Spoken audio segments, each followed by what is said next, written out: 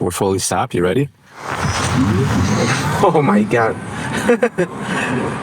That is insane. I mean, that is so fast and so instant. This is the new Tesla Model 3, and it does 0 to 60 miles an hour in 2.9 seconds. You're getting a family car with hypercar acceleration. They've changed everything about the Model 3.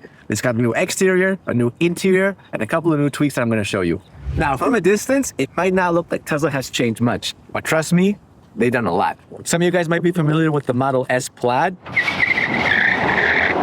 The car that does 0 to 100 in 1.9 seconds, which is absolute insanity. I drove it, couldn't believe it, almost broke my passenger's neck. Oh my God. So starting with the biggest visual change, the front is completely new. You'll notice that you have this line going end to end to make the entire stance more aggressive, kind of leaning forward.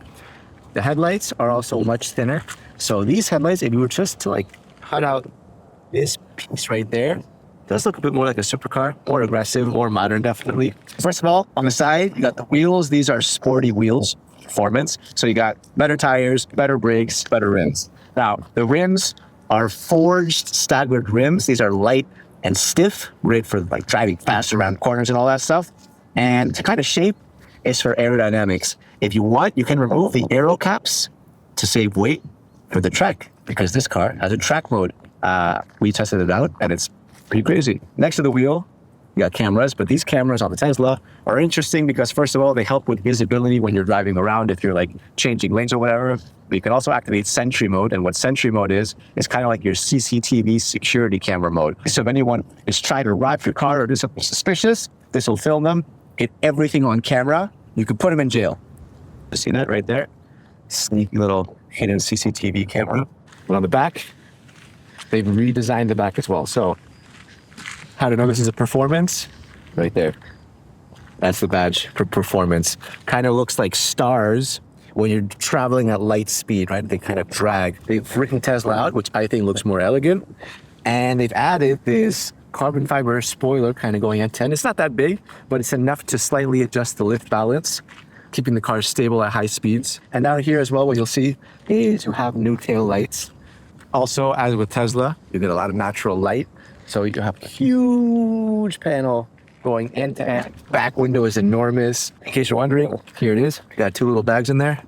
It actually goes surprisingly deep. Like I can fit, I mean, not that you should be fitting people, but I mean, there it is. Also here, you can actually see the sound system. This is actually an upgraded sound system. They told us that this thing has bass. I haven't exactly confirmed the price, but this car, all the options that come along with this car, is supposed to be under $6,000. That's what they said. The door handle, you press right here. In case you're not familiar with Teslas, press that. This comes out. And you pull like that. And what they've done is they've made the entire interior better. 8-inch touchscreen. This plays movies, Netflix, YouTube videos. Subscribe to Supercar Blondie, by the way. Games, I mean, this is great. I mean, when I was a kid, this is exactly what I would have wanted. Very responsive. It's very nice. It's very modern. You can actually point where the AC goes by just touching it. So if I want to go to my left knee, there you go. I now have the coldest left knee in the car. And so I'm just adjusting it, and the icon is coming out of the panel itself, seemingly out of the screen, right into your face. Also, the entire inside, I mean, just feels great now. Perforated seats are new on this Tesla Model 3, but they're not just there for decoration. It actually has little air coming out if you want it, so your seats are cold or heated. This gets down like that. Of course, panel that we're talking about on the outside, I mean, look at this going end to end. I mean, this is enormous. It would be uninterrupted, but they added kind of these pieces down the middle for support and structure. Otherwise, if this wasn't here, this glass roof would probably be more of like a danger than a nice little feature. Tesla has a way of making things different than any other car. There's no door handles. Instead, you have this button right here, like that. That'll open the door for you. And speaking of things being done differently, you guys got to see the steering wheel. All right, so heading inside. There we go. Look at the steering wheel. Let me know what you guys notice. There is nothing, and I mean nothing, going on behind the steering wheel. No stacks, no turn signals, no windshield wiper. Everything is happening on the steering wheel or the screen. That's it. Now, on one side, I get it, and that's great. On the other side, I told people at Tesla, literally told them, like, this is my grandma's worst nightmare. Like, literally, if my grandma hopped in this car, she would never be able to leave. For a first-time person, it's pretty confusing. Once you get used to it, it's okay. You do have more visibility. Like, there's nothing in the way that kind of obstructs your view. The one thing that I would maybe like is a heads-up display. The turn signals are on the left side right here, like that. This is like a panel. It doesn't look like an individual button, but when you press it, the haptic feedback is actually very nice. You press it, you feel a nice little response. These are like little wheels that also turn. So right here, that's mainly for your volume and all that stuff. Also no gear selectors. It's just become so normalized to have gear selectors down the middle that when you don't have them, you're like, what the hell's going on? Right. They have two ways of doing it. First of all, you have emergency gear selectors up here. You see P, R, and D. That's in case of emergency. But if you don't want to use that and you want to do it the way it's supposed to be done, you are supposed to do it like this. So you'll get this screen. Now I can swipe the car either upward or downward. Downward is reverse, and it automatically goes to my reverse cameras plus those little side view cameras that I showed you earlier. And if I want to go forward, I slide this up. You can just let the car decide where to go for you. So if you just have it like this, the car will know whether to go forward or backwards depending on how it's parked. Its cameras make an intelligent decision that says, okay, there's stuff in front of me. This guy wants to reverse out of his driveway. Through here, so you have your car button. That's your main button right there. That'll activate everything going on here. So you have your controls. This will change your different kind of lights, whether you want your whatever. You can fold your mirrors like that. I can fold them. And then you have the automatic blind spot camera, which is great. So what this does is when you turn left and right, you automatically get a camera that shows you your blind spot, which is really nice. Right here, there's nothing to open the glove box. Instead, if you look right there, glove box button, and when you press it, take a look, that opens up. Your steering is also changed through here. So I can literally now, what's pretty cool is look, I can lower my steering wheel by doing like this, just rolling it on the wheel itself. And then by doing this, left and right, left, it comes forward, right, it goes backward. Dynamics, acceleration, you have chill, standard, insane. I've tried insane and it is insane. Your stomach turns upside down. You also have a track mode right there. You see that track mode? It's gonna give me a warning. It'll optimize everything to make this car as fast as humanly possible. Also, what's pretty interesting is you're gonna see that you can apply the brakes. So basically with the pedals, when you let go of the accelerator, it'll start coming to a stop. I can change the color. Maybe look at that. Now they're green right here.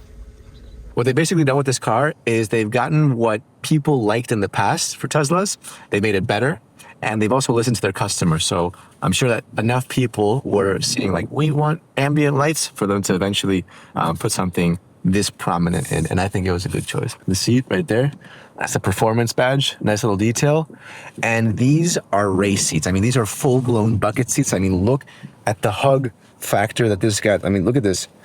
This, when you're sitting in, this hugs you completely. I mean, that's going halfway through my ribs. When you go side to side, that'll hold you in. One thing that I want to say about this car is there's definitely a learning curve. Even the on-off button, there's no on or off button. There's no start-stop. It's a card like this or your phone, and you just put it here. And from there, you literally just press the brake and reverse. If you want to get out of the car, you put it in park, you grab your card, and you leave.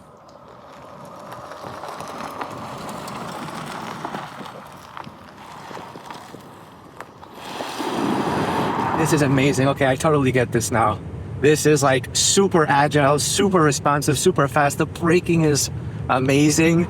Like, I feel like a Model S, like I'm just flying right now around the mountain. Even a Model S would be heavier, so it would, have more weight going through the corners. This is super nimble. It's just like a pure driving experience.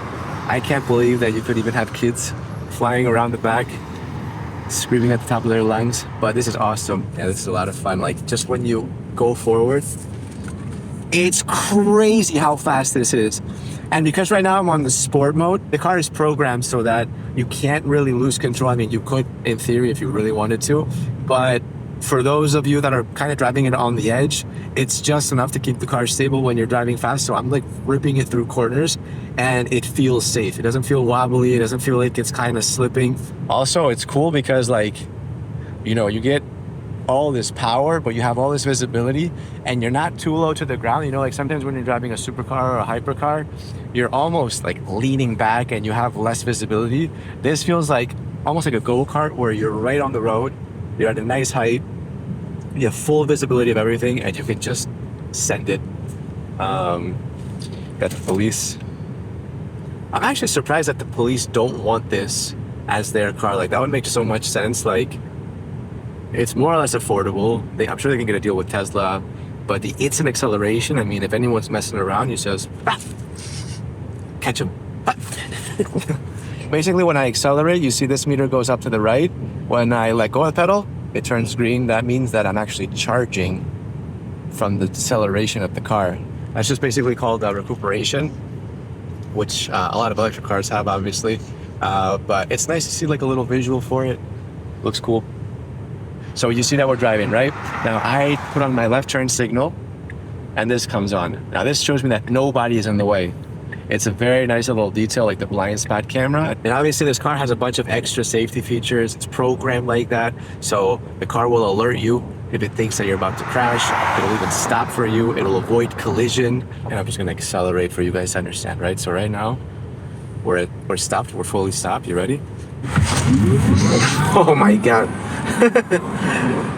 That is insane. I mean, that is so fast and so instant. I have to say, it's going to be a bold statement. This might be the most fun car that I've driven in like a year.